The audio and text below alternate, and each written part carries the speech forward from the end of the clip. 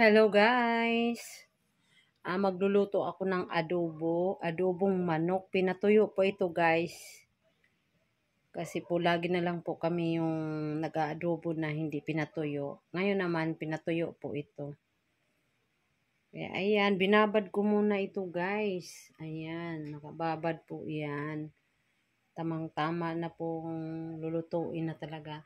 At saka guys, may ano na ito, templado na ito lahat. Hindi ko na pinakita sa inyo. Kaya ayan, lulutuin ko na talaga siya guys. Ayan po, babalikan ko po kayo mamaya guys.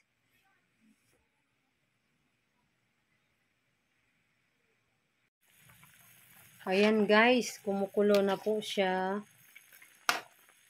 Ayan, hayaan na lang po itong kumulo. Pinapakulo ko po ng pinapakulo bago ko binuksan para po maluto po ang suka niya.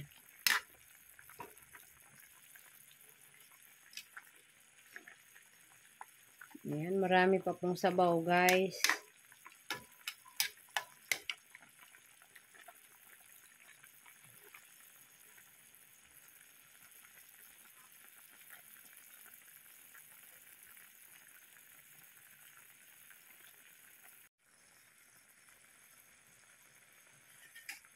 Ito guys, tanggalin ko muna siya guys. Paghiwalayin ko yung sabaw at saka yung manok. Kasi prituhin ko yung isang kutsa ko sa mantika yung manok. Bago ko ilagay uli yung sabaw tapos papatuyuin na po.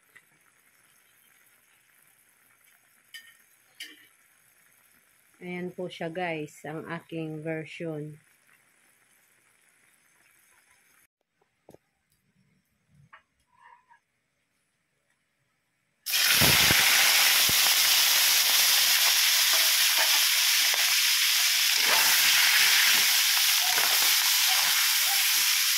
Ayan, sinasangkot ko na po sa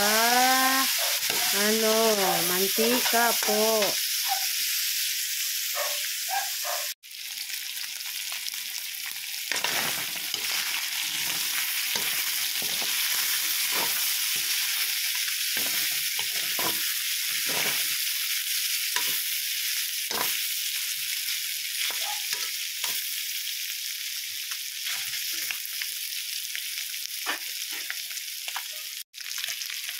Ayan guys, bubuhos ko na po uli yung sabaw niya.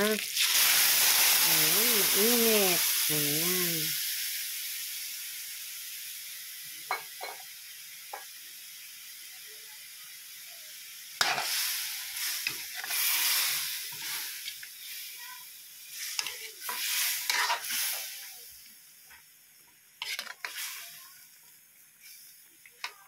Yummy kaya to guys pag ganituhin mo pagluto.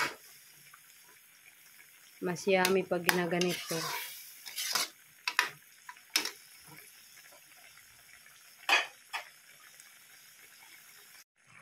Ayan guys. Luto na kasi ayaw ng mga bata daw talaga ng patuyuin. Ayan, kailangan may kunting sabaw. Pero masarap na ito guys. Mas masarap ito kaysa doon sa idritso siya. Ayan. Luto na po siya. Okay, bango-bango kaya guys.